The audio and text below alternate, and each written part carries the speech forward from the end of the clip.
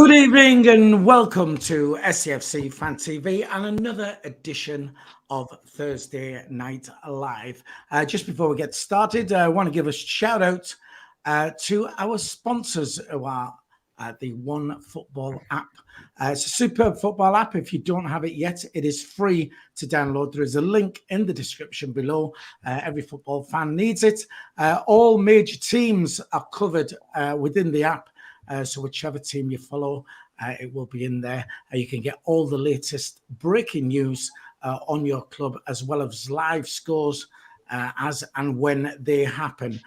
So check it out. It's a superb app. And once again, we said it is free to download. The description. The app's in the links in the description. What a mess I'm making of that. And once again, massive thank you to One Football for sponsoring SAFC Fan TV. With me tonight, we have the Mad Mistake. Terry, how are you doing? Champion, happy days. Getting over me became a little virus last week and I'm feeling better again. Nice one. Also joining us, we have Jack Shields. Have you had a good day, Jack? Yeah, it's been good, Phil. I'm just Thursday's always the gateway to the weekend, isn't it? So yeah, nice to be easing towards that.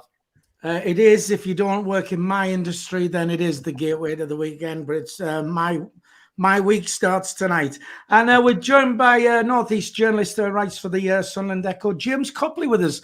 Welcome along, James. Have you had a good day? I have. Thank you very much for inviting me on. Much appreciated. Nice to see you all. Nice one. Thank you very much for joining us on the live chat. We are live, which means you can join us via the live chat if you'd like to join in the show. Already first up, Las Palmas, Mackham, as he normally is. Richie Stubbs is on there. Looking forward to seeing you all tonight. The channel makes his Thursday. And he likes to watch Michael and Thane tomorrow. That's Richie and Kieran in Anglesey watching from there. Robert Foster's on there. Colin Major as well. The Mad Mistake, whoever he is. Stuart Purvis and DJ Earth, who does our previews. Well, let's start then, fellas, with it was all happy days Tuesday night. We went to the ground, a nice 5-0 against Cheltenham. Jack, we'll start with you. Overall performance, what did you think? It was excellent. It was the best I've seen us play in a long time, Phil. I think it's just nice to have a game wrapped up by half-time, isn't it? When you're Sunderland, you usually kind of clinging on the last 5 or 10 minutes and worried even when you're 2-0 up, you're thinking if the other team scores, they're going to come back into it and we're going to try our best to throw the game away. But no, just about the perfect performance, I thought we were excellent going forward, created chances for fun. I mean, to be honest, we scored 5, but if a 5-0 result could flatter a team, it was Tuesday night. I thought it could have easily been 7, 8, 9, and God knows how many if we'd taken all of our gilt-edged chances. We missed 3 or 4 really good chances, but no, it was excellent to watch a Sunderland team playing with a bit of pace, creating chances, attacking, exciting football, another clean sheet. And yeah, I really feel that there looked like there was a real gulf between the teams. I think it was maybe a combination of Cheltenham being struggling at this level and us being really, pushing towards the top of this league and maybe even, dare I say it, looking like we might be able to compete in the Championship, but early days yet on that one. I know it's only September until tomorrow, so no, happy days. It was excellent, really enjoyable Sunderland performance. Yeah, it was good. I mean, when we went 1-0 up, and that I said to my mate, I said, be nice if we can get it sewn up by half time. And went 1-0 up, and then it was another 20 odd minutes or something before we got the second. But anyway, who knows? Tony Lee, friend of the show. All right, Mungie and the lads. No V's tonight, I say. Oh, we'll explain that to you later. James, 5-0. Overall performance, what did you think? Yeah, it was nice to go to the Stadium of Light and it just be entirely, utterly comfortable. There was no worries, there was no stress, there was no drama. It was a thoroughly enjoyable experience. Never felt in any danger. Cheltenham didn't really pose that much of a threat other than a couple of attempts on goal, one of which Hoffman dealt with pretty easily. It was straight at them.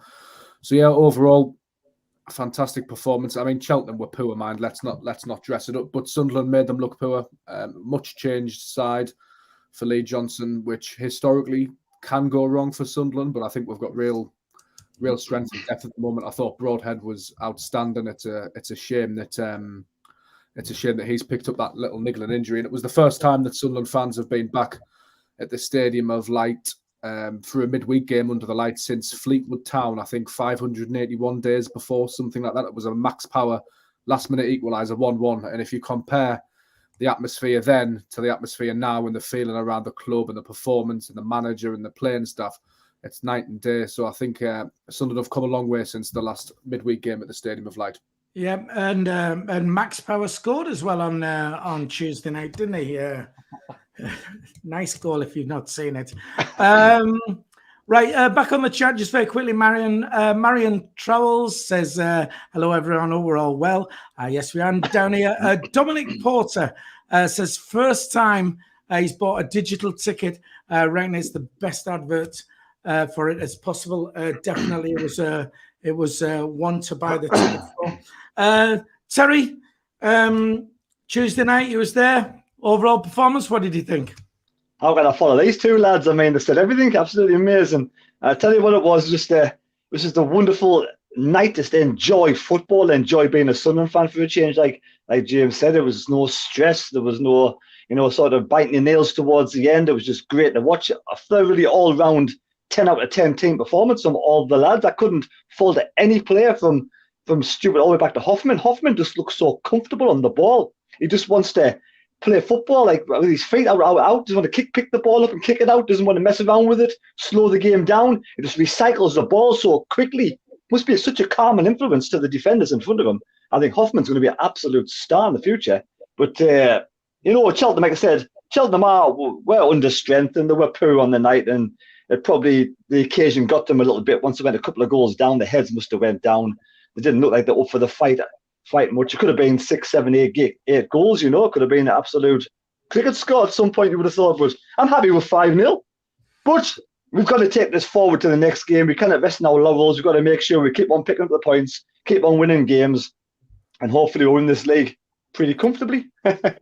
Right, yeah. You say happy with 5-0. I don't want to be greedy or anything, but I don't know if you're like me. But when the fifth went in, there was still like 25 minutes to go or something, and I was thinking, 6 is nice. 7 sounds really good.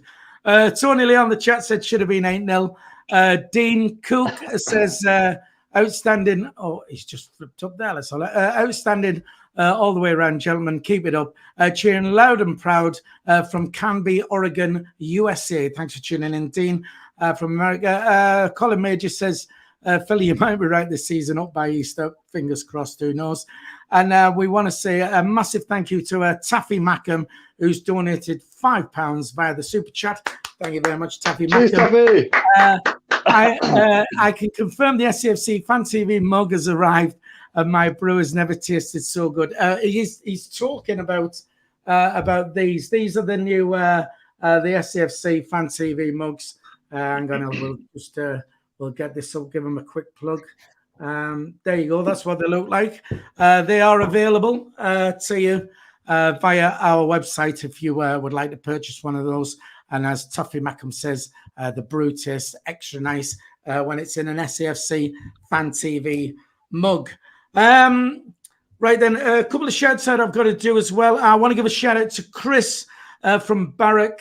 We'd just done the fan cams and was coming away from the ground, and he collared us. He said he's he lives up in Berwick, so though he gets down for the matches, he keeps in touch with everything what's happening via the channel. So massive thank you to you, Chris from Berwick, for your support and for coming saying hello. It's my dad's birthday today as well. Happy birthday to me dad, who's 83. And right, let's get back on then. 5 changes made then in that team. Were you happy with that? Were you worried when you saw the team changes? 5's a lot for a league game. James, how did you view that? I'm a big fan of Callum Doyle, but obviously with the back injury, you can't be too careful, and so him dropping out. But when you've got a quality replacement like Bailey Wright, you don't mind so much, really. I think Dan Neil and the likes of Elliot Embleton have played a lot of football, so. Aidan O'Brien and Nathan Broad had a good deputies to have. Niall Huggins came in and was excellent. So I wasn't too worried when I saw the team sheet, to be honest. And I think one of the strengths of the club at the moment is that we have got strength and depth. I think if I saw that team against Portsmouth on Saturday, I would be slightly concerned because I don't think it's Sunderland's strongest team. But in terms of League One, as a sort of, not a B team. B team's too harsh, but as a rotated side, I think it was excellent. And that rotated side would probably get the job done against most sides in League One, I think. But for a game against Portsmouth at the weekend, historically a big club, Fratton Park, it's going to be a sellout. It's always a big game, Sunderland Portsmouth in League One. You want to see sort of Embleton come back in, possibly Dan Neil as well. Although I must say, O'Nien and Corey Evans have developed quite a good partnership in the middle. And then it's sort of waiting on the fitness updates of Sirkin and Callum Doyle, and Lyndon Gooch as well may play a part, but he's carrying a foot injury as well. So, I mean, if you compare this again to, the Jack Ross era and the Phil Parkinson era, we were sort of waiting on Aidan McGeady to find form, or relying on Aidan McGeady or Madger, whoever it was. We always felt like we're one injury or one transfer move or one catastrophe away from being really weak. I don't feel like that's the case now, barring maybe if Ross Stewart was to get an injury, God forbid. I think there's strength and depth all over the place. You look at Leon Jacku coming on and scoring his first goal at the Stadium Light. He's probably in with a shout to start now against Portsmouth. So, yeah, I think in terms of squad building, Christian Speakman and Stuart Harvey, Lee Johnson, Kiri Louis-Dreyfus, everybody at the Academy of Light deserves a lot of credit as it stands, because they seem to have done a really good job. Yeah, fair enough. I don't know if I slightly disagree with you when you say, someone's made a comment here. Robert Foster says we've got like 2 first teams. I think the secret is the strength and depth, like you say. But I think, I don't have a problem with any of these other players sort of coming in and replacing them. So I've been equally impressed with, and I know, we can't get carried away. No disrespect to Cheltenham, but they weren't very good. But I don't think I'll have that much of a problem if that team started against Portsmouth on Saturday anyway. I just think when you've got the likes of Embleton available and Pritchard as well, those real high quality attacking players. There's nothing against Aidan O'Brien as well, because I really rate him and I think he's excellent on his day, and he puts in a shift. And tactically, Johnson might think he's right for the Portsmouth game, but I think that could be a tight game. And when you want somebody to unlock the door, if you've got an Embleton or a Pritchard in there, it really, really does help things. But I could have egg on my face, and it might be a really open game, and someone like Aidan O'Brien might be what's needed. We just don't know until kick-off, do we? We can only speculate. Yeah. Terry, when you saw the 5 changes, were you quite comfortable with that? Oh, definitely, yeah. I mean, like I said, you kind of keep on playing 2 games a week and playing the same team over and over again. Eventually, they're going to get tired. That's why you have a squad rotation. And when you got likes of Callum Doyle, who's only 17 and he's taking a knock, there's no way you want to risk the young lad by bringing him straight back in. You want to make sure he's fit before he comes back in again. So I had no problem whatsoever. And like I said, Dan Neil's only young. He's been playing a lot of games. He's probably one of the players who's played one of the probably most games out of all of them, So he was due a rest.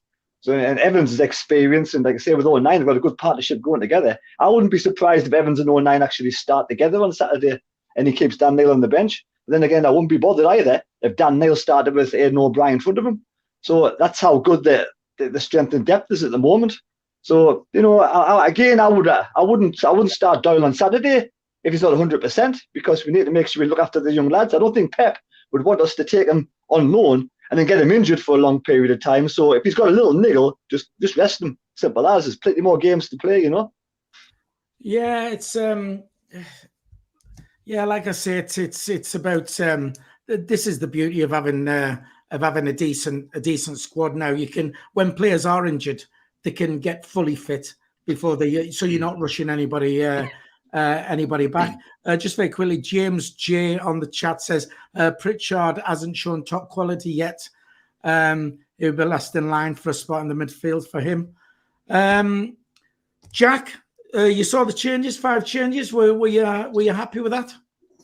Yeah, I'm just going over what the lads have already said. Really, I think we've got such strength and depth now. You can make a case for a lot of most players in the squad being a regular in the starting 11. I think it's important though, when you're looking at it from an opposition perspective as well. If you keep picking the same 11 every week, where Sunderland's strengths are going to be, and it's easy to set up against and play against. Whereas if you've got a variety of options, you know what I mean. It's difficult to really from an opposition perspective, the Portsmouth manager training his team in the last couple of days, he's not going to know which Sunderland team's going to play. He's not going to know, the style of play to a certain extent, depending on the way that, which players we have. So I think it's important as well that we keep players on the toes. You know what I mean?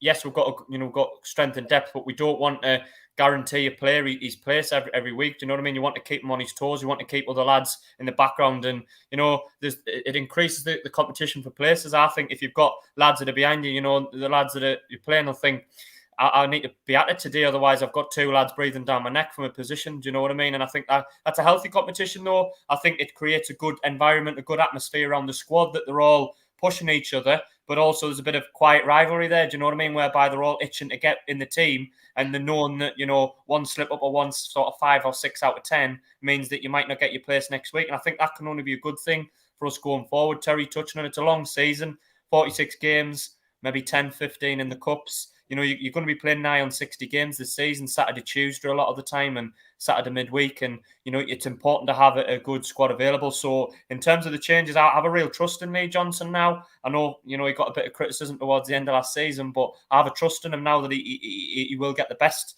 He will get the best out of this squad, and he knows the right team. Horses for courses, isn't it? I think I agree with James on the fact that I'd rather play a slightly weakened team at home to Cheltenham than away at Portsmouth. I do think Portsmouth will be a much tougher match.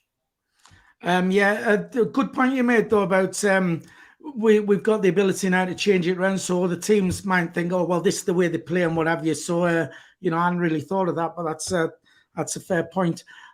Just very quickly on the chat, John Traborian says Lee Johnson wanted 2 players for each position, indicates it's not actually a first team, but an interchangeable first team.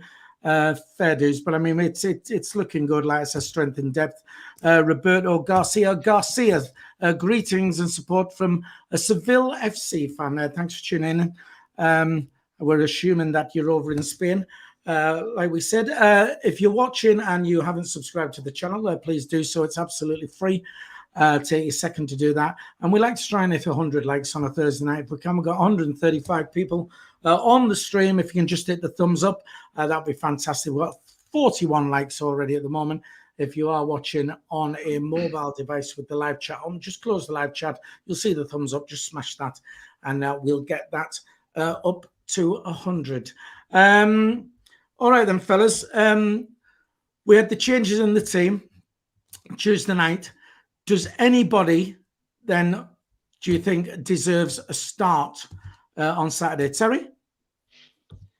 Well, I do think that I don't want to risk Sirkin either if he's not fit and if he's not right with his head injuries or with his concussion. So for me, Huggins played really well on Tuesday night, and I wouldn't have a problem at all with Huggins starting. So and Bailey Wright as well again with Doyle. I don't want to see Doyle get injured again or hurt niggle his injury or whatever it is. I want to see, so Bailey Wright comes in for me. So Bailey Wright and Huggins, there's 2. Evans again. Evans an 09. Maybe a more physical, stronger midfield than Dan Neil. I don't know if Dan Neil's physically strong enough yet, because I think Pompey will be a physical side, like they usually are. So I'll be happy with Evans starting. So those 3 for me. I do think he'll bring Embleton back in, and I think he'll start Pritchard as well for whatever reason. So I think he'll bring Embleton, Pritchard back in, but I think Huggins, Evans and Wright will keep the place. I might be wrong. I usually am. James, what do you think? Does any of the people who came in, do you think they deserve a start on Saturday? We actually recorded a Raw podcast for the Sunderland Echo with Michael Bowers, who I know does a lot. Michael who? Michael who, yeah. And I actually have my team written down here, or what I think the team will be. I think obviously Hoffman and goal. Winchester will start at right back. I agree with Terry. I think it'll be Wright and Flanagan. I don't think they'll risk Doyle. Same with Sirkin as well. He had a concussion, didn't he? So he'll be going through the concussion protocols. People are very, very cautious about that these days. And Huggins equipped himself very well, so I'm expecting him to start. I don't see any reason really to break up the 09 and Evans partnership, although Dan Neil's not done too much wrong. He's a good option to have off the bench. Agree with Terry. I do think Embleton will come back in that 10 spot. McGeady's obviously going to start. Stewart's obviously going to start. But I think we might see a start for Leon Diaku on the right-hand side. But as Terry says, there is the option for Pritchard there as well. And it wouldn't surprise me if maybe Pritchard comes into the 10 position and Embleton goes out wide. That sort of front three and behind Stewart could be quite fluid. But, I mean, again, I'll reiterate, the player who probably would have kept his place from Cheltenham, Nathan Broadhead, because he was so good or really staked a claim, is now injured, which is a real shame, because he was the one really who, I mean, Huggins as well was excellent, don't get me wrong, but Broadhead, apart from not scoring, was probably man of the match for me, so he can count himself really unfortunate to have picked up that injury. Yeah, Terry, you want in there? James, is there any news on this scan today from Nathan Broadhead? No, unfortunately not, because Lee Johnson's press conference was yesterday, so we haven't had an update. Unless the club put something out, which I don't think they have, we probably won't find out until sort of after the game at Portsmouth. I wouldn't expect him to be in the squad at all, unless the scan came back clear, which I think everybody thought was unlikely. I think Lee Johnson was sort of holding out a little bit of hope, but I'm not sure that they'll risk him even if the scan is okay. But you never know. I've been wrong before, so.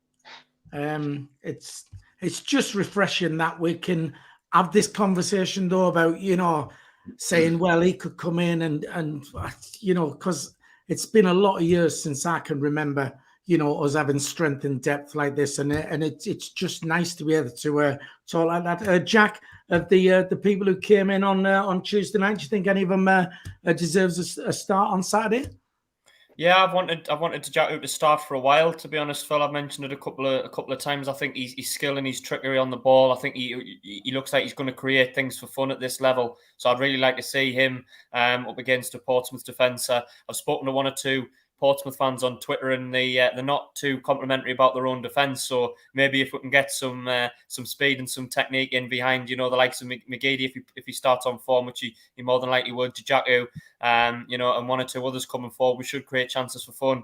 I think that would be the only one I would make. Do you know what I mean? I think other than that, I can't think of too many.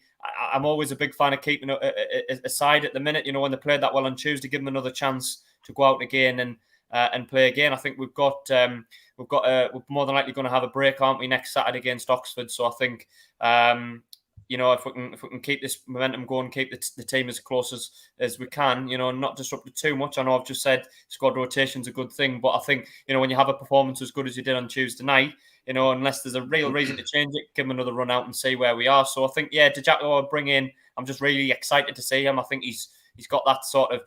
He's got the ability to get you off your seat, hasn't he, when he gets going, and I'm looking forward to seeing him.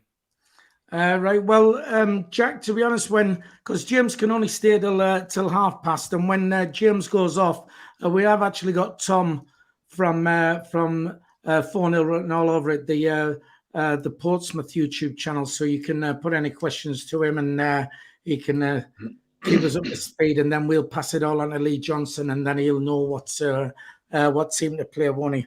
Right. Just very quickly, before we go any further, I would just want to also say we have Carl and Marianne who watch from Boston, Massachusetts. Carl was in touch with us this week just to inform us that Marianne's back in hospital again. She wasn't too well a few months ago. But she's not as bad as she was last time. So we're just to Marianne and Carl out there. Marianne, we wish you a speedy recovery. She's in hospital at the moment, so we're all thinking about you on the channel here. Just quickly then, lads, from Tuesday night, man of the match for you. I know, James, you've already said about Broadhead. You thought he was just outstanding. He was your man of the match, yes? Yeah, Broadhead or Serkin for me, I thought were excellent. But I mean, Aidan McGeady got 2 assists, and Huggins was in for Huggins and Broadhead, yeah. Both probably could share it, but I mean, McGeady got 2 assists. We're barely talking about him. That's how far this team is going. Watt Stewart got a couple of goals as well, so there's a few contenders. Jack, man of the match for you on Tuesday? I would have said Broadhead. Yeah, I agree. I think I was just really disappointed he didn't get a goal. I think he was excellent. His movement, his flick for the second or the third goal when he kind of flicked it around the corner for, I think, was it McGeady to square across to Ross Stewart. That was a really, really good bit of skill, that. But no, I thought it was excellent. I was really disappointed he didn't get a goal, so I thought it would have been a perfect performance if he could have got on the score sheet. Yeah, there was. I mean, it was unlucky not to score. Like it was. I think everybody in the ground was willing and to get a goal. He was excellent, but he's been, he's been good for the last couple of runouts he's had as well. Just very quickly, before we go to you, Terry, Neil Thompson on the chat says, keep the cups. Let's just keep winning the league. It's a conversation we keep having about the cups, but it does create momentum. Terry, man of the match for you on Tuesday? Like I've said already in the last 2 different videos I've done, it'll be a shame to pick somebody out because there was loads of really good performances. So I'm going to give them all the man of the match. There you go. Men of the match. Oh, sitting on the fence, Terry. What are you doing? I don't often sit on the fence, but this time I was that happy with the result. The best performance I've seen in years. I'm going to give them all men of the match. Or man of the match. All men of the match. Right, however that comes across then. Right, just very quickly then, it was announced today that Kim Bioka has gone out on loan to Southend until January. Your thoughts on that, Jack? I think it makes sense. I don't think we've just touched on our squad depth. I don't think he's going to get many opportunities. So if he can go out and get some regular first team football, it'll do him good. So I think I'm a big fan of developing youngsters, but I think it has to be done in the right way. And if he's not quite up to the standard we are and getting regular games, it's a good move. And you might see him reinvent himself. You know, you often see players that have 3 or 4 months on loan, regular first team football, and they come back and they've improved massively. So yeah, I think it's a good move. Right, fair enough. Just very quickly on the chat, Emma Wilson says, evening lads, for her, it was Broadhead was man of the match. How he never scored, you'll never know. John Treborian says, does Terry want some tweezers for those spelks? Well, I don't know. I don't know if that's an offer for you there, Terry. James Kimbioka to Southend. I mean, do you think he's sort of that close to to getting a start in the in our first team? Is it a good move for him to pop off to Southend then? Yeah, definitely. I don't think he's anywhere near Sunderland's first team, to be honest. I know Hartlepool United were interested in him. Obviously, Hartlepool have just been promoted to League Two. That deal didn't happen. So there was interest in him from the AFL. He's gone down to Southend, who are in the National League with Phil Brown. And sort of 21 years old, I don't know how much time he's got left to progress. He does need to play, has had a few injuries, but I cast my mind back to when there was a sort of clamour for Yoke getting the team. I think it was a lot to do with how dire Sunderland were and how little options they had in terms of pace and power and sort of that little bit of exciting sort of raw talent. I think Sunderland really lacked that in the team under Jack Ross and under Phil Parkinson. So it was sort of the let's throw Kimbioka in. And I never really sort of got it. I do think he's running out of time. I don't think he's anywhere near Sunderland's first team, but you know, all you can do is loan him out and hope that he does well. But yeah, 21 years old. I think it's now or never for Kimbioka. All right, we've got Tom waiting backstage. So what we'll do is we'll go to you, Terry. We'll get your thoughts on Kimbioka, and then James will let you shoot off, and we'll bring Tom in. Terry, Kimbioka to Southend. Yeah, I think it's the best idea to put him on loan. I can't see him being here this time next year. To be fair, I don't think he'll be in this. To be honest, like James said, I think he's good enough. I don't think he's improved. He needs to make a massive step up over this next season. A massive step up if he wants to be anywhere near the reserves, the bench next season. Never mind in the shirt. I think, to be honest, Terry, I think before we got this new team together, you know, he probably had a chance of maybe edging his way in there. But the fact that, you know, the quality has improved now in our team, and that's put him further back in my eyes, I think. Right, well, what we're going to do, James, thanks for coming on. Much appreciated. We'll let you get away. Thank you very much, James. Round of applause for James. What we'll do, we're going to run this advert, and we'll get rid of James, and we'll bring Tom in. So we will be back in 30 seconds after you've heard from me. All right. See you, James. Cheers. Take care, man. Cheers. Yes. SAFC Fan TV would like to say a massive thank you to our sponsors, OneFootball for supporting our channel. This is the only football app you will ever need. Every football fan should have it. You can follow your team, including all the news on Sunderland AFC. Keep up to date with all the players' latest stats. See how well they are doing throughout the season. To download this app, there is a link in the description below. Make sure you download that. And thanks again to OneFootball for your continued support of the channel. Well, hey, thanks, Phil. There you go. We've been joined by Tom from 4-0 written all over it. Good evening, Tom. You all right? Good evening, gentlemen. Really well. Thank you very much. How are you? Well, we're not so bad. Well, to be honest, we're sat top of the league, so things are pretty good this end. We're glad you've come on because we are going to question you about your team, and then we're going to pass the information on to Lee Johnson, and then he knows what team to pick on the best way to beat you. Hopefully on Saturday. So before we start, I do want to give a shout out. Jacob from our channel is actually going down to Portsmouth on Saturday, and he doesn't have a cameraman to do the afterwards. So if anybody is actually traveling down to Portsmouth and you would like to help the channel out, get in touch with us, and we'll pass you on to Jacob. And all you need is a mobile phone. That's all you need, and you'll be able to help the channel out. So if you are going down to Portsmouth, get in touch, and we'll see if you can help Jacob out down there with his fan cams. So Tom, Saturday we travelled down to Portsmouth. How's your form at the moment? Yeah, not the best, Phil, if I'm honest. We've had better form, and I think I saw a stat on Tuesday night, and it was like Sunderland unbeaten in 7 and Pompey are winless in 7. So it's a bit like, you can sort of telegraph what's going to happen at the weekend, can't you? Form's not great, but as I've learned for 19 years following Portsmouth Football Club, never back the favourite, and that's what we're going to go into Saturday with the belief of, and hopefully it's a more positive result than our last 7 have been. Well, Jack, you was one to ask Tom something about their defence, was you? No, I've spoken to 1 or 2 Pompey fans on Twitter, and they seem to think that we're going to carve them open and score goals for fun. I'm not sure what's been happening with the Portsmouth defence. Have you got injuries, or are you just terrible at the back, or what's going on? Our 2 left-footed left-backs at the club are both injured at the moment, so we are a little bit makeshift in that department. Clark Robertson, who was our captain for the opening sort of 5 games or so of the season, is a new recruit over the summer. He is injured at the moment.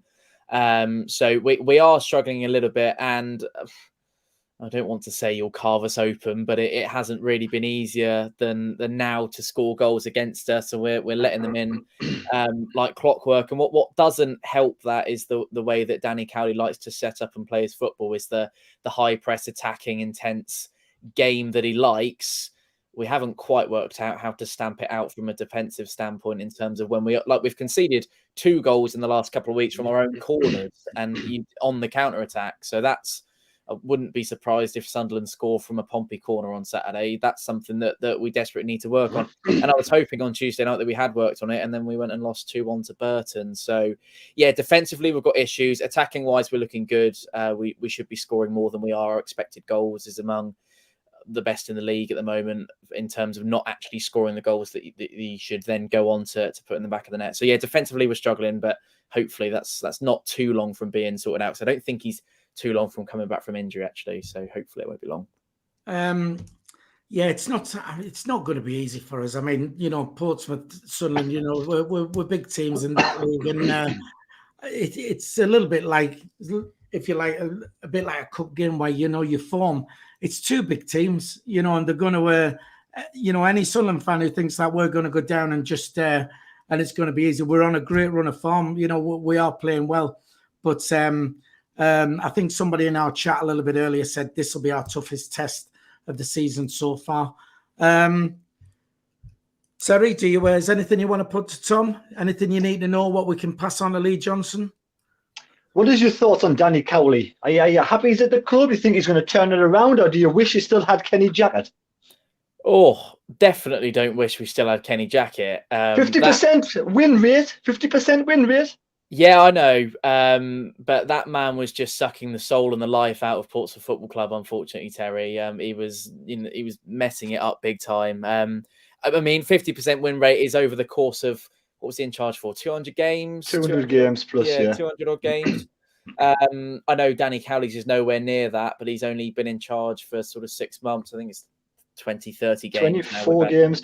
Yeah, we've had Danny for. So, yeah, I could not think of anything worse than having Kenny Jackett back as manager of Portsmouth Football Club, to be honest with you. And I'm absolutely delighted with Danny Cowley. I spoke to him before the season got going, and he inspired me with his enthusiasm for what he was trying to do at the football club. And I'm a little bit disappointed that it hasn't quite got going the way we all would hope it would in terms of the start to the season.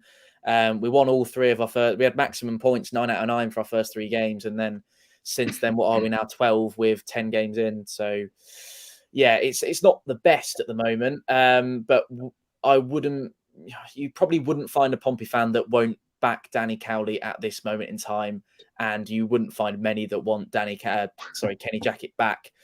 Danny Cowley's ethos around the football club, the fact that he's got his brother as his assistant, the way he talks about the game, the sort of the studious remarks that he comes out with, even if we win, draw, or lose, it's refreshing for a club like Pompey. We've been stricken with terrible managers for years and years, and owners in the like. So we're lucky to have Danny. I think we do need to get behind him, even when times are tough. And I think when times are tough, and you boys will know it well, being Sunderland fans, but character shines through at that point, and people stand up and be counted. And the ones that can't cut it will just go, and the ones that will stick with you and get you through the rough times, and that is what Danny and Nicky are doing, and the players too. So yeah, we're all for Danny Cowley. So who was his best recruit he's getting so far? And Danny Cowley, who's the danger man he's get brought in over the summer? We hadn't seen a lot of him until Tuesday, but Joe Morrell, who is a Welsh international, he was very good conducting our midfield against Burton.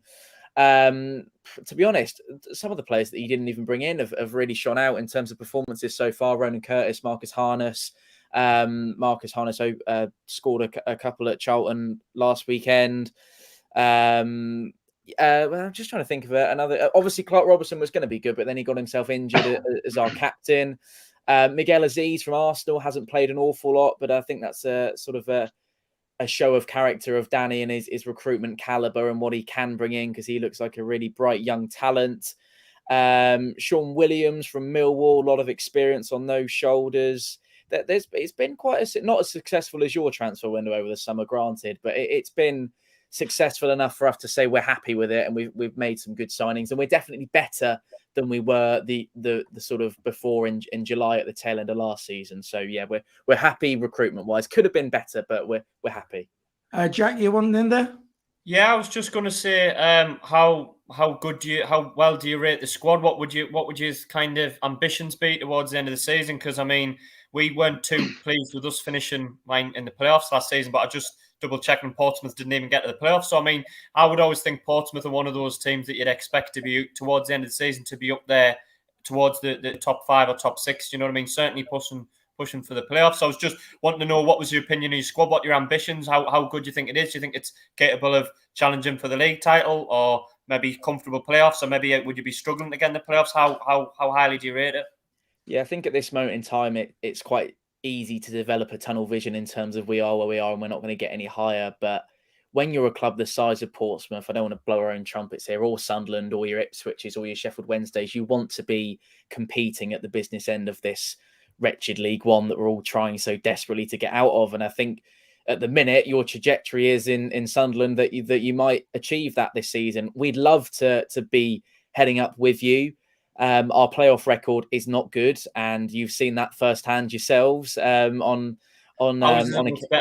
Well, exactly. And I suppose you induce yourself into a lottery with the playoffs, don't you? With sort of the lesser teams in the league that aren't quite as big as say.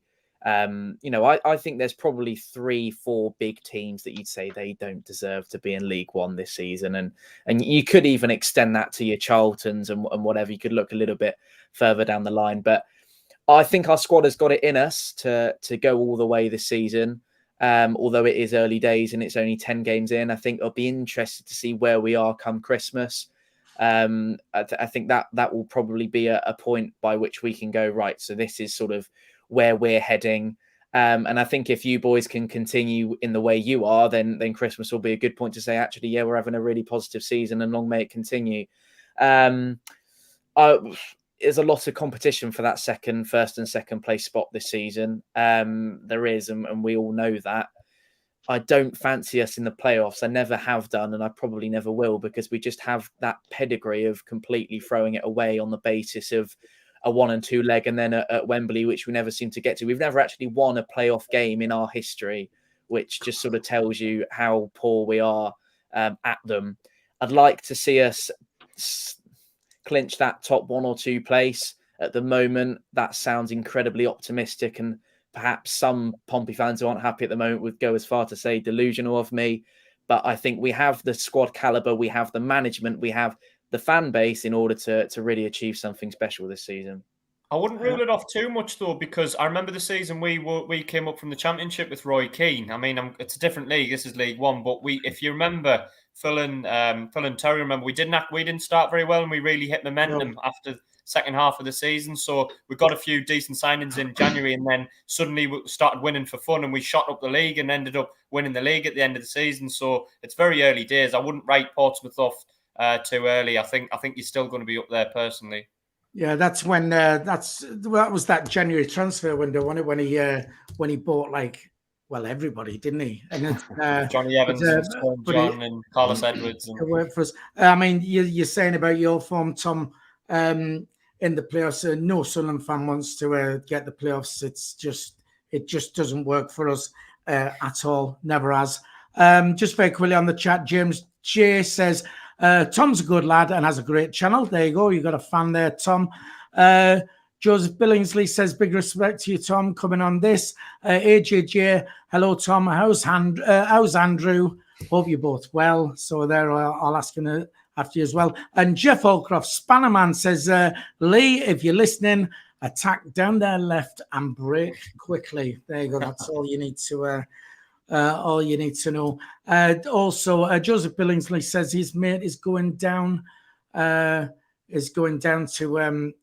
Portsmouth on Saturday. I don't know if that's an offer to help us out as a cameraman. If it is, James, have a word with your mate. Tell him to email us, send us an email. The email is on the screen there now, SAFC Fan TV 73 at gmail.com. So if you can email us, or anybody actually, if you are going down to Portsmouth and you can spare a little bit of time after the game just to do some camera work for James, then we can do the fan cams down there. That would be much appreciated.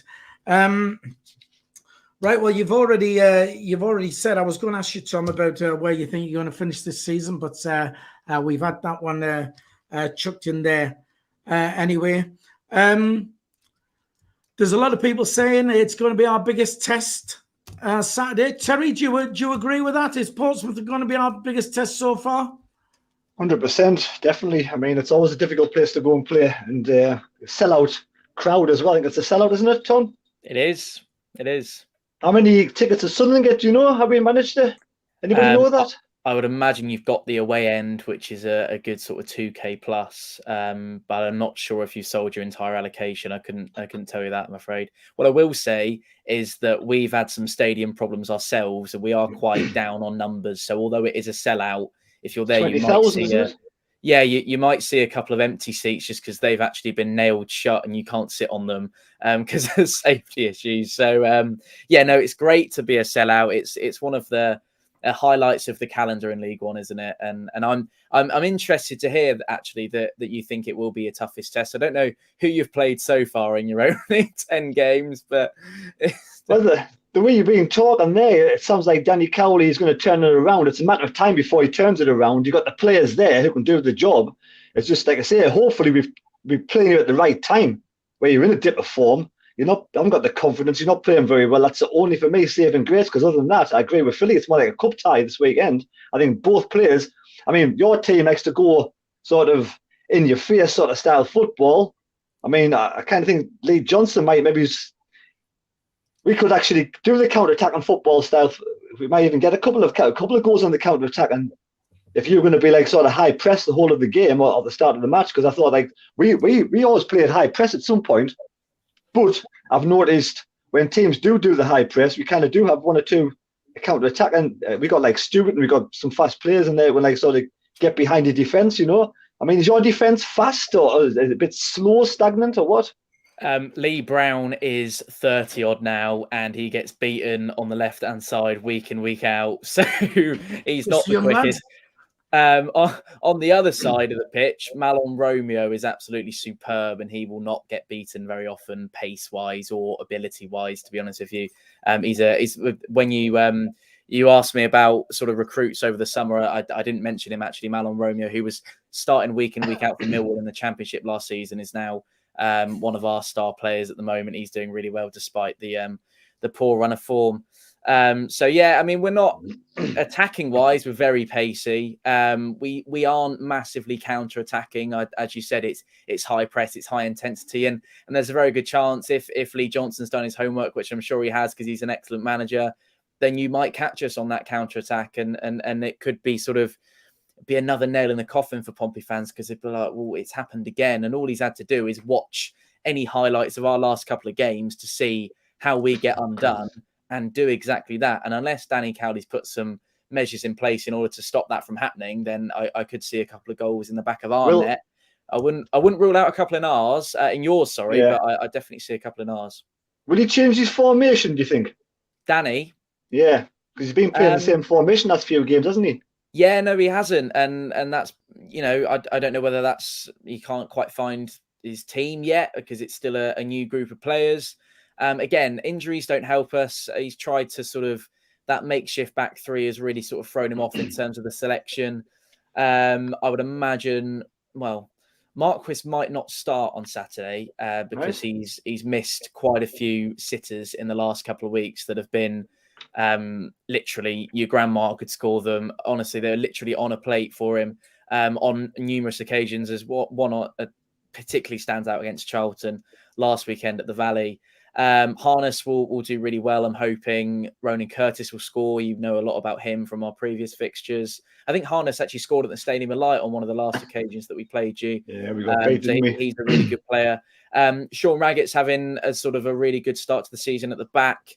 He's only really been the only defender that we have started week in, week out. Other than that, it has been sort of chopping and changing. So, you know, we've had to change the system a little bit as a result of that. And perhaps that's why the games and the fixtures aren't quite going our way at the moment. But as you say, we're really hoping, and I like the optimism, Terry, on our behalf, that it does turn around quickly with Danny Cowley at the helm, and hopefully that happens really quickly, really soon. I do. I think he's a good manager. I noticed you've been playing 3-4-1-2 over the last few games. Is that working out or not? Do you think he'll change that?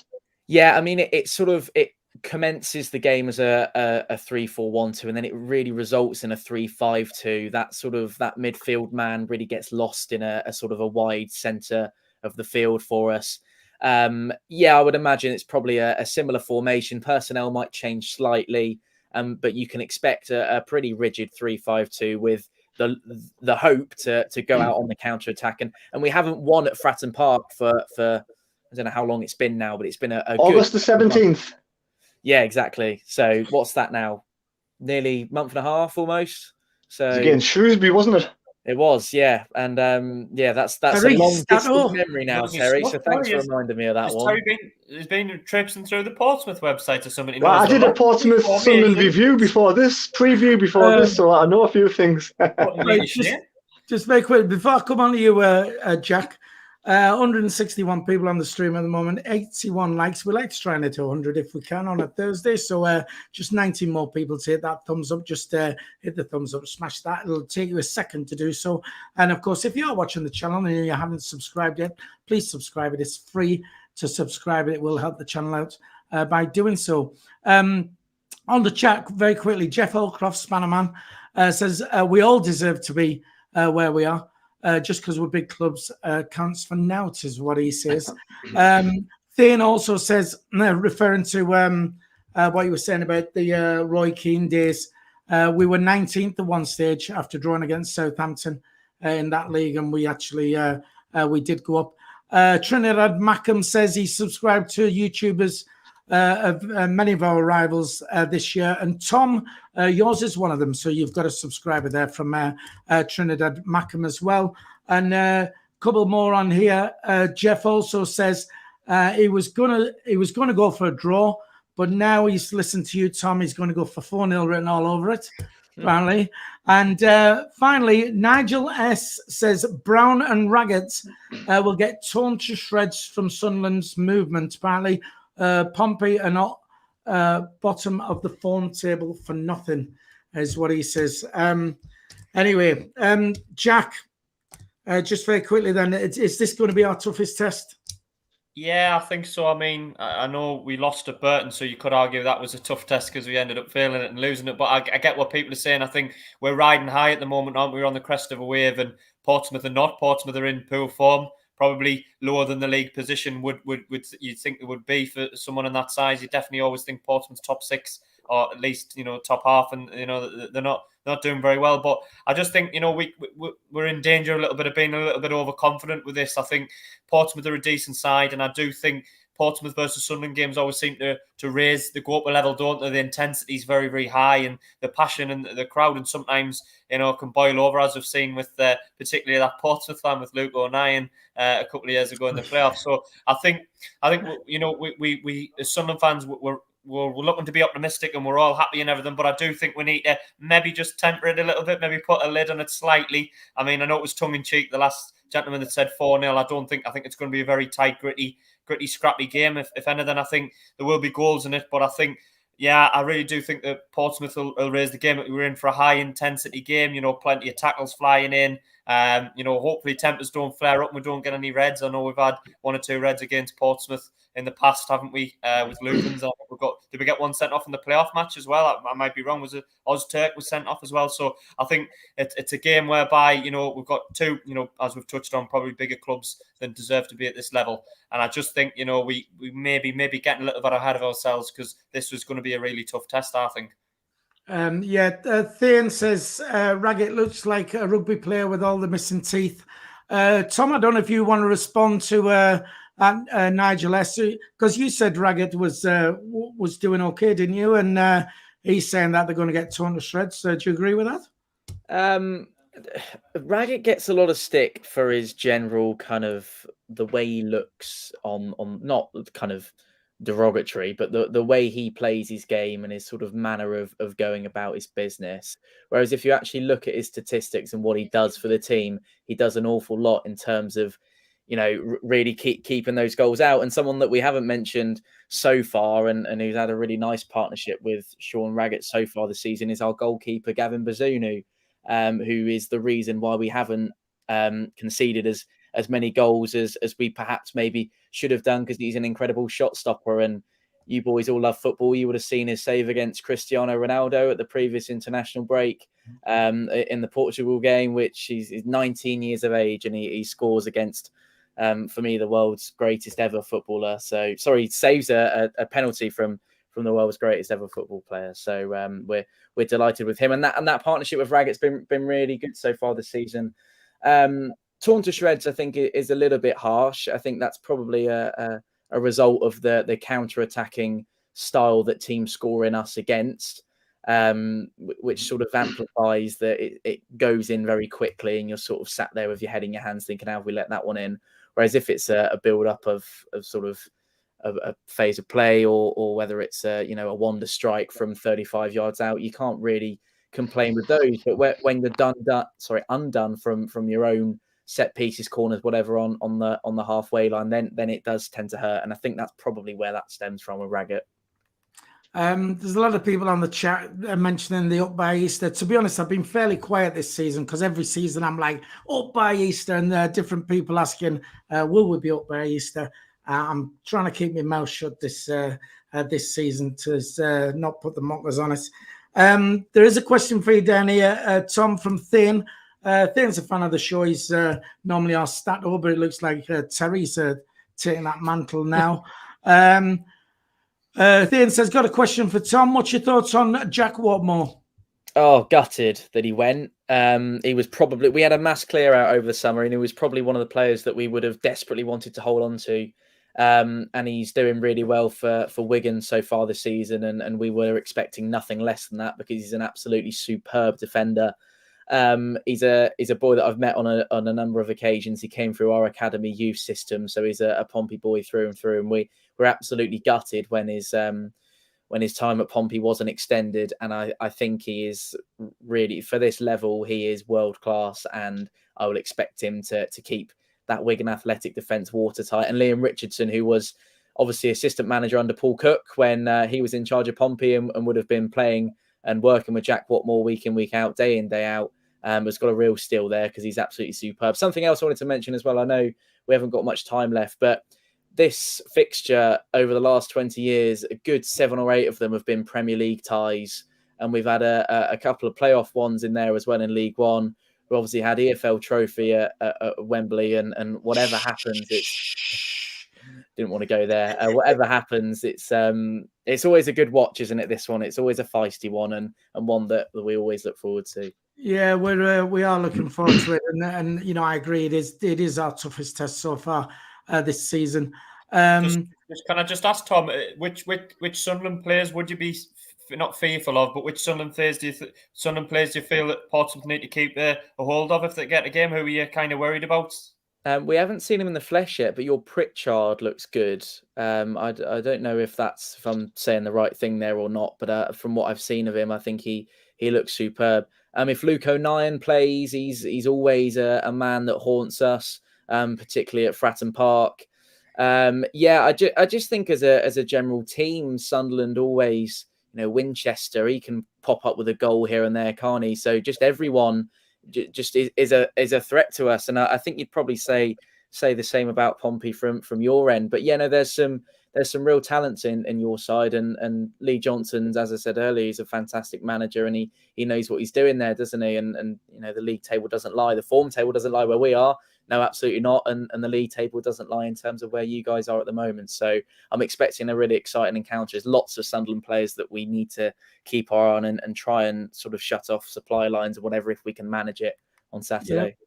We were saying before you came on, we're sort of we've stepped up to another level now, Tom. We've got strength and depth, and there's quite a few players in that team now who can perform. We was lacking a playmaker and people like that, and we've got several now who can do that. Just very quickly on the chat, Anthony Perth says bad ref decision on Osterk. So obviously, Jack, when you was on about that sending off, he's saying blaming the ref there. Sirius says the Pompey goalkeeper is absolutely brilliant, which is what you said there, Tom. We are running out of time. Let's go for a prediction from you all then, and see what we're thinking. Terry? Even though we have kept clean sheets for the last couple of games, I do think Pompey have a goal in them, so I'm going to go for a very tight match. I think Sunderland just edge it 2-1. Right, fair enough. Jack? I think I would love to say the winning run's going to continue, but I'm afraid I think it comes to an end on Saturday. But I don't think we lose. I think it's got maybe a 1-1 draw written on it. Right, okay.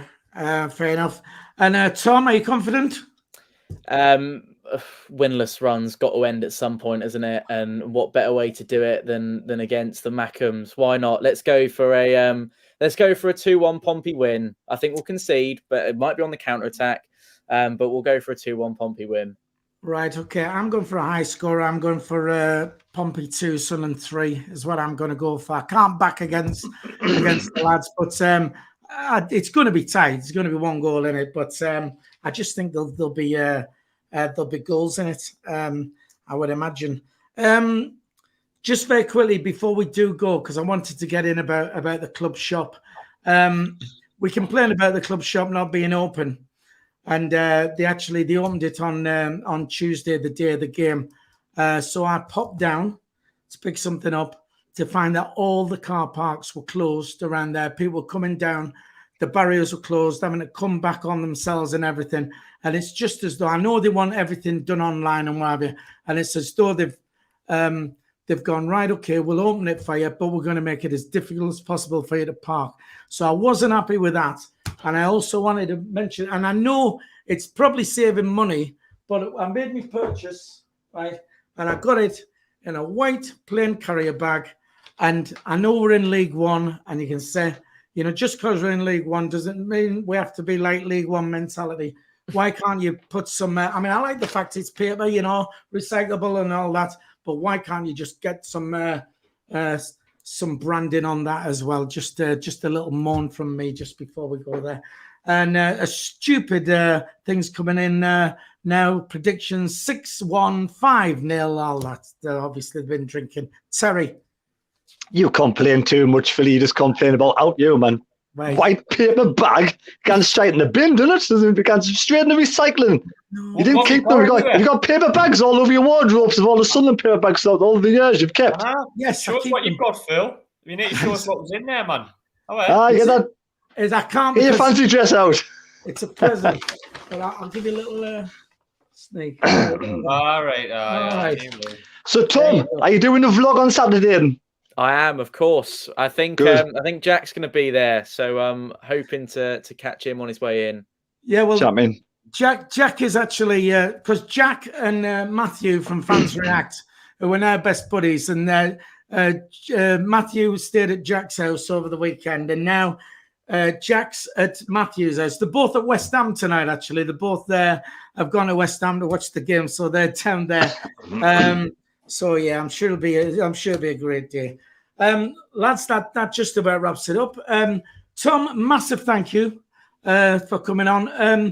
I won't say good luck for Saturday, but good luck for the rest of the season. Great club, Portsmouth, and they shouldn't be where they are. So round of applause for Tom for coming on. Thanks, and don't forget, if you're watching Tom's channel, 4-0 written all over it, fantastic YouTube channel. Pompey channel, check it out. It's a good watch, and make sure you pop over there and subscribe. It's free to subscribe. Just whiz over and hit that subscribe button for Tom as well if you'll do that. Terry, thanks for joining us. Just want to say bye to everybody. Bye everybody. Bye everybody. Jack, superb as usual. Thanks for coming on. No worries. Cheers, Phil. See you later, lads and lasses. All right, see you. See you, Jack. Don't forget, we'll be back here. Myself and Dino are going to be traveling over to our Amsterdam studio where we will do a live stream for you of the Portsmouth game. So you can tune in for that on Saturday afternoon. So thanks for tuning in. Sorry, Terry. Are you going to be listening on the radio? All right, and doing my live commentary on the radio. And a live stream on the Mad Mistakes channel as well, if you would like to tune into that. Listen, thanks for tuning in. It's been a great show. Thanks again, Tom, for joining us. And we will see you all on Saturday. See you then. Bye-bye. SAFC have teamed up with our sponsors, OneFootball. This is a superb football app and the only app any football fan will need. You can keep bang up to date with all the latest news coming out of your club.